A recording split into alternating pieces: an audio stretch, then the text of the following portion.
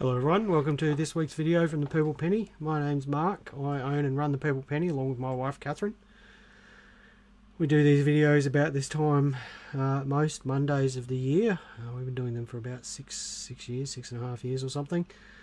The Purple Penny is a coin and banknote shop owned by myself and Catherine. We buy and sell coins, banknotes and collectibles and badges and medallions and things like that. We're also authorised dealers for the Royal Australian Mint. The Royal Australian Mint's Australia's authorised body to make our coins for circulation. We sell things through our shop here in Adelaide, which is open Wednesday to Saturday, and also via our website, thepurplepenny.com. And if you are here in Adelaide, we also buy the odd bit of scrap gold and silver. So we have an XRF detector which we can use to determine what fineness your gold and silver is. So what a week, hey? Last week was a big week. Of course, you probably know that there was a coin release on Thursday, and it was that most amazing of things, a $2 coin with a poppy on it, which has chiselled out its place in the heart of many Australian coin collectors since the original poppy was released in 2012, the first coloured $2 coin. And of course this time it was a wreath of poppies for remembrance of 80 years since the end of World War II, which finished in 1945. And of course tomorrow is Remembrance Day, which remembers the end of World War I on November the 11th, but now has become a day to remember all wars. Yeah, it was a $2 release, that's for sure. I don't know how else to describe it. It was a $2 release. I'll pop up a slide in a minute with just some notes on it and try to just answer some questions that we get asked when $2 releases happen. So we'll just say a few hellos first. Hello Samantha, Gwen, JJ, Peter, another Peter spelt differently, Angie and Christopher. Thank you everyone for watching, and thank you for everyone who's watching who hasn't said hello. Right, let's put the slide up. Now, the Poppy Wreath coin was released with, look at that camera, that light there. I really don't know what I'm doing with this technology. The Poppy Wreath $2 coin, dated 2025, the King's portrait on one side and a nice colourful design on the reverse. Was released as a silver proof, $90, 10,000 of those. A C mint mark, $22.50, 100,000 of those. And RAM authorised dealers like us had a roll of circulating coins, a official RAM roll with the shiny sticker on it, $100 for those. The number of RAM rolls produced is a bit unclear. We're not 100% sure if the coins are going in circulation, but generally if the mint has put them into rolls, then they're going to be putting them into circulation, but we haven't seen any official media from the mint about that, and they certainly haven't told us. Now here we had about 100 people lined up. We distributed our silver proofs via random draw, and to enter into the random draw you just had to make a cash purchase before 1 o'clock on Thursday. Now that worked beautifully for us because it meant there weren't people lined up here all night, which I don't think is good for either people lining up or us, because it does lead to frustration when people miss out, especially if they've been there for 24 hours. So basically everyone who came in before 1 o'clock on Thursday, and even on Wednesday, if they made a cash purchase, we popped them into their names and phone numbers into a box, and we drew them out after 1 o'clock on Thursday, and then contacted those people via text message, and they've all come in and picked up their coins. Now for us, that was easily the best way for us to handle that release, and it was just low stress, and the people online were happy, and we'll be doing it again next time. Our supply of rolls and C mint marks are just about all gone. We've got very little stock left now. Those of you who aren't in Adelaide, why don't we mail them? It's because there's only two of us, and sometimes Jared, and by the time we take care of people who come into the shop, there's really very little left. It's important to understand that we have limited resources ourselves in terms of finance and time and labour and things like that, and the coins that we get allocated, we're told what we get. We don't get to ask, and you know, we'd love to have more, but we don't get to ask. We just get told, and all we are at our the limit of our capabilities, keeping people happy who come in the front door. So that's why we don't mail them. We don't put them up on our website because there's no, again, resources being limited, but there's also no way that I can prevent our website from being exploited by people using bot e-commerce software. So the Mint can't do it. They've given up, of course. They've gone to EQL, and if they can't do it with all their resources, we're certainly not going to be able to do it. So they don't go up on our website. And you probably know by now we don't answer our phone on release days either, and that's because the phone rings hundreds of times. I mean, literally hundreds and hundreds of times. Again, we have limited resources. We don't have a call centre, and we often have a shop full of people, and all that is going to happen with us answering the phone is A, we'll make a mistake, B, the person on the phone is often at the end of their tether because they've been on the phone to every coin dealer and the Royal Australian Mint, and they just want a coin and they're frustrated with us. And sometimes things come out of my mouth that I regret because, you know, the shop is very busy, so it's just safer for everyone for us to not answer the phone. We do go through all the voicemails afterwards though, and that's a policy we've stuck to for a while now. You know, someone has just said there that we could try an EQL ballot. John, we don't get enough. I think people would be amazed at how little we get. It's just not worth it. It is literally not worth it. We get so few coins that it is just not worth it. We have a shop front here, and the very few we get we can distribute through our shop front, and you know, that's it really. Some people ask me what an eBay pre-sale is, because of course whenever there's a mint release there's always people who have eBay pre-sales up there. The next question is about the pre-sales is how do these people get their stock? And the answer is A, they don't have the stock. Usually they're just individuals who are counting on getting coins either in a ballot, the EQL ballot, or off of a physical dealer like us, or perhaps lining up at the Mint. So they're counting on getting something, and they are trying to sell the possibility of getting a coin prior to release time. Now, if you are going to make a bad move and buy off of someone on eBay who is running a pre-sale, you run the risk of A, not getting the coin you pay for and just having it cancelled out from under you because they don't get a coin. B, not getting the coin and having the eBay sale cancelled out from under you because they realise that the seller realises that they could have sold it for more, so they'll cancel the sale and then relist it for more. Or C, you'll just never get anything. Do not buy eBay pre-sales. That way it's just you're fueling people who are unscrupulous and leading you to the possibility of losing your money. So you don't buy eBay pre-sales.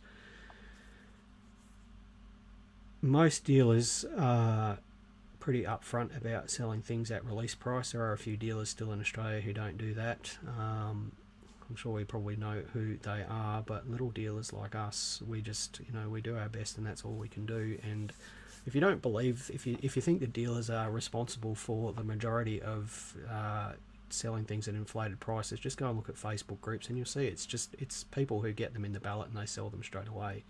Most, you know, a large percentage of the people who get things in the ballot or line up at the Mint in Canberra are just doing it to resell them straight away, and it's unavoidable. Any release of any product that is popular is going to have the same thing, and it's coins, graphics cards out of computers, sneakers, Labubus, if everyone knows what Labubus are. And there's no easy solution. Labubus, for example, I believe that Catherine told me this, that you have to pay a fee to line up here in Adelaide to get your hands on a Labubu. They're not released online. The Mint has tried to equalise things with the EQL, and I feel like that has been better for distributing things evenly. You can't stop people lining up at the Mint in Canberra and showing up with 8 family members. You just can't stop that. If 8 people show up and they buy their allocation times by 8, then that's just the way things work. The Mint can't, commercially not sell things through their retail shop because that they have to.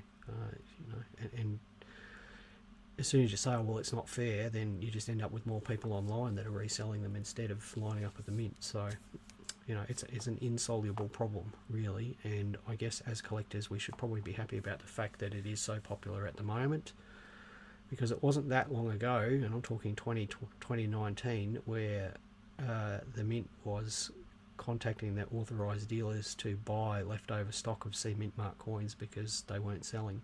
So that's only 5.5 years ago that was happening.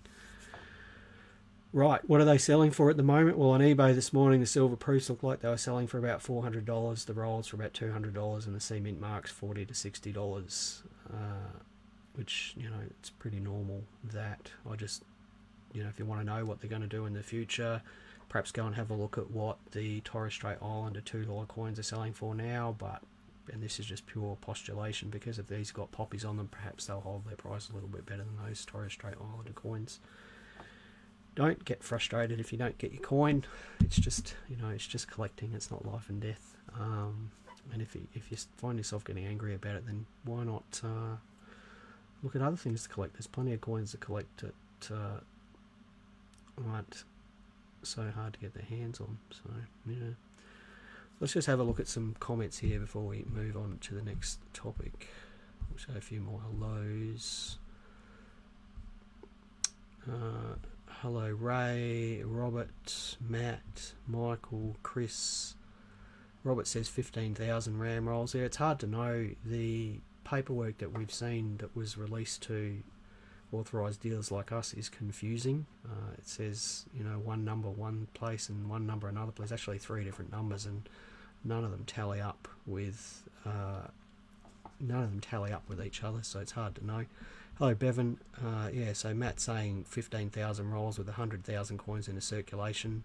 That was a media story that I think said that, Matt. 100,000 coins in a circulation doesn't make sense. They wouldn't release that few. Hello Rand. Hello Mick. Hello Mary. Robert says that pre-sales on eBay are a scam run by desperate morons. It's just capitalism. It's the way it works. Can't be helped. Hello Brett. Hello JJ. Robert says, why have a network for distribution and not utilise it effectively? Will the RAM revisit its contacts and agreements? Why are no dealers held accountable to their business practice by the RAM? Look, there's... I don't know. I don't know. We don't know. That's the Mint. The Mint is in a tricky situation. Kevin says, what can we expect to be released in December? We usually find out what's coming up a week or two before release day, Kevin. It'll be probably the first Thursday in December. That's your usual timing. If you have a look at our Facebook page, we usually put up what's coming out in advance. We have been asked about something which I can't talk about yet. It's not super exciting, but if you do watch on our Facebook page, then there'll be something coming up there. Emma says the Mint need to verify ballot entries like when you buy bullion. What's the actual way? What bullion that way? It's actual people going in the draw, not multiple accounts. Emma, that's all handled by the EQL people. The EQL people are a service provider, and there is quite a good description of how their system works on their website. Obviously they don't disclose all their details, because if they were to disclose all their details, then people would just game the system. The EQL system has proven to work for other products, and but again, no system is going to be able to give 10,000 coins to 100,000 people. Even if the EQL system was 100% infallible, no system can distribute not enough coins to too many people. It just doesn't work. Someone is going to be left disappointed. Now, people say, well, why don't they just make more coins? If they made more coins, then everyone would be complaining the value didn't go up. The mint can't win. If they made 100,000 silver proofs, everyone would be going, well, why is my $90 coin only worth $70 a year later? So, at the moment, it's as fair as it has been, really. Since we've been doing this, it's as fair as it has been.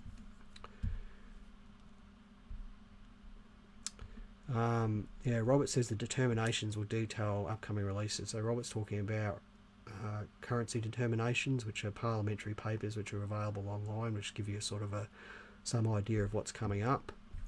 Hello, Justin. Matt says, when I got through the Mint call centre, they actually knew I won the ballot for the C Mint marks, and I was only allowed to get a silver proof, which was all I was calling for. Thank you. Peter says, I see a lot of people online ask how or who coins are graded. Now, Peter, I think someone asked about that today on the video announcement post. I have talked about that several times before, so I won't talk about it again today. All of the archives of these videos are over on our YouTube channel, and if you go over there and look back through the 200 or 300 videos that are posted up over there, you'll find that I've spoken about that before, about how to get coins graded. Robert says they'll turn the hobby into stamps with massive mintages. Yep. Yes. Don't disagree with that. Hello, Peter. Thank you for joining in. Hello, Tom. Thank you for joining in. Hello, Patrick. Thanks for joining in. And Brett says exactly right. It's hard to please everyone. That's it for the release. It was a good release. We had a good time. It's been excessively busy here, and I'd like to thank everyone who lined up and everyone who was cheery in the line, and it really made my day, because I hate standing out there when there's angst in the line and trying to control people as they're coming in the door. Right, let's not ever speak of that ever again. Here in South Australia, there's been a rise in the distribution of fake banknotes, with 207 reports of counterfeit currency in retail stores in August and September alone. And there's been 2 arrests in that period, including a 30-year-old who was reported by a store in a southern suburb of Adelaide for passing a fake 100.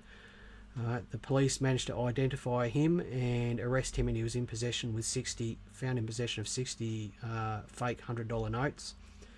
He's been released on bail. A 29-year-old was pulled over by a police patrol, found to be in a stolen car, fled in that stolen car. When he was finally apprehended, the car was found to have $11,950 in fake notes. That person has been remanded without bail. So the police deputy commissioner had some tips there. He's saying that offenders are typically using either a $50 or $100 note that they're trying to use to make small purchases and then gain legitimate currency from that. So what does that mean? It means that they might take a fake 100 into a service station, for example, buy a Mars bar, and hope that they get some real change back from the service station attendant. And what to look out for, the assistant commissioner said, look for telltale signs such as repeat serial numbers. So that means if you're handed 2 $50 notes with the same serial number on them, they're fake, because of course Australian banknotes have unique serial numbers on them. You shouldn't see repeating numbers on different banknotes. They'll have misspelled words. Well, that one's not so correct, because of course the 2018 release of the new generation $50 note had some misspellings on it, direct from Note Printing Australia, and had incorrect fonts and missing security features or images. So they're actually pretty obvious when you see them. I guess they're counting on either a high-paced retail environment, passing them there, or perhaps putting some fakes inside some real ones or something like that. So if you are here in South Australia and you're working in retail, just keep your eye open, because it is happening at the moment. Peter says those lads will be facing some serious jail time. And Andrew says, thanks to Purple Penny, I felt so lucky to have won in your ballot. No worries, Andrew. I think there was someone else up here who said that they got drawn out in the ballot as well. Trevor. Trevor says, thanks for drawing our name out last week. No worries, Trevor. If you did get a silver coin, you felt like leaving us a positive review, you should do that, because we love positive reviews on Google. That's how we get noticed. Now, metal detecting find here. Back in early 2020, right when the first lockdown was happening in the UK, some people were gardening, and as they were digging up a flower bed, they found 63 gold coins and 1 silver coin. Holy cow, that's amazing. Just finding that in your garden in Hampshire in the UK. When they reported the find, some archaeologists from the local museum came along and conducted an excavation. They found another 6 gold coins. So that's 69 gold coins and 1 silver coin found in your flower bed in 2020. All the coins date to the Tudor period. The Tudor period being, someone's going to correct me here, Mary, Queen of Scots, Elizabeth I, Henry VIII, that sort of period. So 1500s to early 1600s. They were probably buried during the dissolution of the monasteries. If you're wondering what that is, that was part of the process that Henry VIII carried out so that he could get divorced. He dissolved all of the Catholic monasteries in England and stole the money from the monasteries. And it's probably thought that this hoard was buried during the dissolution of the monasteries in the 1500s, and the person never came back for it. They were estimated to fetch £230,000. They auctioned last week in Switzerland, and the whole lot sold for £380,000. So not a bad little find there by that person. Wouldn't it be amazing to find that in your garden here in Australia? Now, I think that might be it for the news. I asked for some ideas about topic of the day because I had a topic block this morning, and thank you for the people who replied to that. It is much appreciated. So I thought what I'd do is start with the first one here, which was one of the commenters on that post this morning posted up a picture of a Roman coin and asked for any information on it. So let's do a quick some quick tips on how to identify a Roman coin. This is the Roman coin that they posted up. Now, I will just counsel you not to use coin identification apps for this, because I won't say that they're useless, but they can be misleading, and a lot of people are inclined to believe what they say blindly without perhaps putting in a bit of work and understanding what it is that they're looking at. So this particular coin was posted up this morning on our Facebook page. I thought I'd identify it for the person. Now, I haven't identified it conclusively because the reverse image is too out of focus, because there are varieties of this one. Now, remembering your coin terminology here, you've got the head side and the tail side, so the obverse and the reverse, and then you've got the legends, and the legends are the words that go around the sides of the coin. This particular coin, the obverse at the top left there, I can see that it says Consta to the left of the head, and then around the other side it says Tinus AVG. Now that says Constantinus AVG, and you'll note there that there's no U's in Latin. The U's are replaced with V's. Now, I'm not sure why that's the case, but that's just the way it is. And you would describe that bust in Roman collecting terms as helmeted and cuirassed bust, right? So the bust is obviously the portrait of the emperor that's on there. Helmeted means he's got a helmet on, and cuirassed means that he's wearing armour. You can just see the straps of the armour across the shoulder and across the neck there.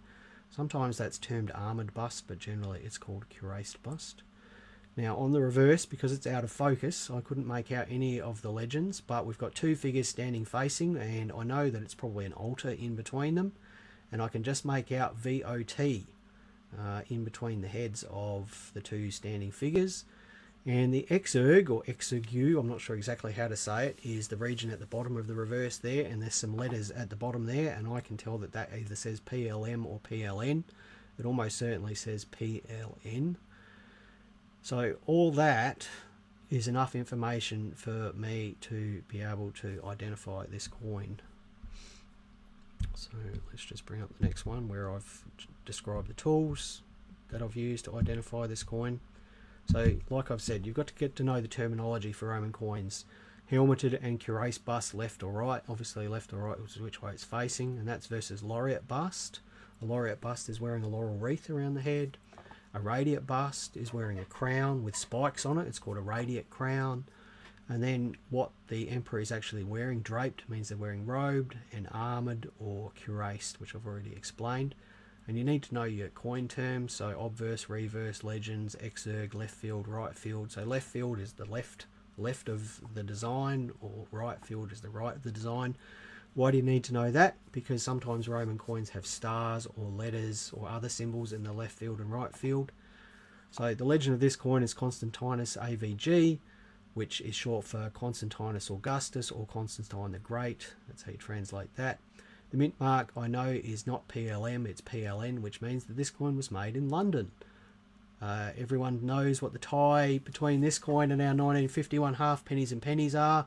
Because of course in 1951 we had coins minted in London, half pennies and pennies, and they had a PL mint mark on them, which stands probably for Percussa Londinium, or struck in London. Now VOT, which I've explained appears between the two standing figures on the reverse, can appear two ways on Roman coins. Mostly you see it with VOT and then some numbers in Roman numerals like VOTXX or VOTIX or VOTX. Now that stands for vota, and then a number of years, or vows or prayers for the emperor. So vota XX means prayers for the emperor after 20 years. In this case it says VOT PR, which actually stands for Vota Popula Romani. So prayers of the Roman people. Basically means that this coin is put out and it expects prayers of the Roman people for the emperor. How do you identify the coin? Well, the first thing to do is you could try to Google search the text of the legend, then look at images and then try to find a matching image. And usually that's what I'll do to try and identify an emperor. You can try a reverse Google image search, so use Google Lens, and that will often give you similar looking coins. Then I use a website called Wild Winds, and I knew that this was Constantine the Great, so I went to Wild Winds and went to the list of coins for Constantine the Great, and then on the Wild Winds list I can do a text search for the mint mark and the legends and compare the images that are on that great site with the images of our coin, and we get a match. And this is not a definitive match because there are some variations of this particular coin, but there's the matching coin there. So it's a coin of Constantine I, struck in Londinium. It's a AE follis. AE means bronze or copper. A follis is like a small change coin, and the legends say Constantinus AVG, laureate helmeted cuirass bust right, Victoria Laetitia, Latai, Prince Perp, 2 victories standing facing, resting shield inscribed Vot PR on altar, mint mark PLN, and there's the RIC number. Now, I think I've cut and pasted the wrong text there. Yeah, I have, because there's no P in the legends on this coin, but the reverse matches. And if you're wondering what the reverse legend says, it says joyous victory to the eternal prince. The emperors of Rome loved to pump up their own tires, and they always had great legends on them to try and make themselves feel better and to demand the support of the Roman population. So that's identifying a coin. You can identify most Roman coins fairly easily once you use a few tools. And if you've got a Roman coin you want to identify, I can at least generally identify the emperor fairly quickly. And once you've got the emperor, you can duck over to Wild Winds and search it up yourself. It's actually kind of fun. It's one of the parts of this job that I really enjoy. And I wish I had more time to do it. Sometimes I deliberately list up Roman coins on our website just so I can spend a couple of hours identifying Roman coins, because it is truly satisfying. And I do invite you to get into the wonderful world of Roman coins. And a few people on Thursday who were frustrated that they didn't get a silver poppy coin, I said to them, go and spend $90 on a Roman coin. It's much more fun than the silver poppy coins and not being able to get one. Right. Thank you for the person who posted that up. It was a really great question, and I really enjoyed identifying your coin. Next item was a suggestion by Steve Hammond. Steve is a friend of ours. He's a regular here in the shop. He's also a member of the South Australian Numismatic Society. And he said, why not just explain to people why you should join a coin club? And what a great question. Now, Catherine and I are both members of the South Australian Numismatic Society, but to our great, the Numismatic Society of South Australia, sorry, got to get that right.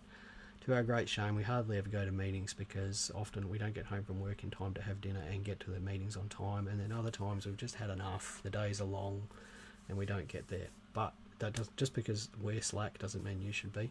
So what's good about joining a coin club? Well, you get to meet other collectors, you get exposure to other collecting fields. One thing you're guaranteed about when you go to a coin club meeting is that there'll be people there that collect things that you've never heard of.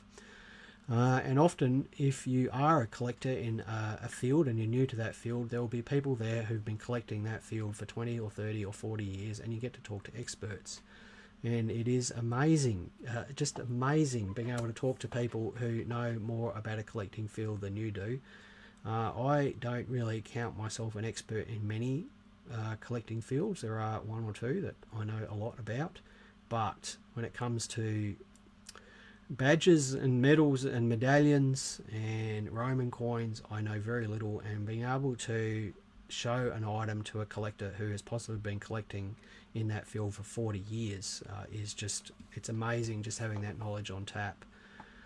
And I do encourage you to go along to a coin club, even if it's just for that. Now, some coin clubs have a library of reference materials, and you can borrow books and look at books and things like that, which again is invaluable. They often have access to an archive of newsletters and also newsletters from other societies and other sorts of reference materials. It's it's just amazing stuff. It helps you keep you motivated and engaged with your collection. There's no doubt that not looking at your collection for a period of time can lead to you becoming disengaged with it and losing interest in it. Whereas if you go to a coin club and you do a bit of a show and tell, or someone else has got things that you've got, it really does lead you to wanting to go home and look at your stuff, touch it, look at it, examine it, understand it, things like that. So it's great for that. If there are a lot of coin societies and clubs around Australia, if you want a comprehensive list, then Peter Andrews, who's the editor of the Independent Coin News magazine, has a great list of societies and coin clubs in his magazine. And in the October 2025 issue, which was released last week, you can look for that list, which starts on page 56. And thank you to Peter for editing that magazine and creating that list. It is the coin community at large does appreciate that. Right, that's it. Does anyone have any questions or comments about the release? I'll give you 30 seconds, pop it into the comments there. If not, what a week. It was just my mind was blown last week about how busy it was and the level of enthusiasm for the $2 release. Thank you again to everyone for watching and participating. Thanks to everyone out there on YouTube who watches these videos later. Sorry I was late putting up the video from last week. It'll appear tonight. Sorry I dropped the ball there. If you've got any ideas for videos and things like that, please do contact me. Thank you to everyone this morning who commented on the Facebook post asking for subjects. I will use all of those posts to talk about. Some of them were great questions. The Tanya's post about whether ancient coins belong in museums. Oh, what a great topic that is. That's a great topic and a difficult topic. I'd love to talk about that. And the gold rush coins, that was great too. Oh no, my light's gone flat. Bye everyone.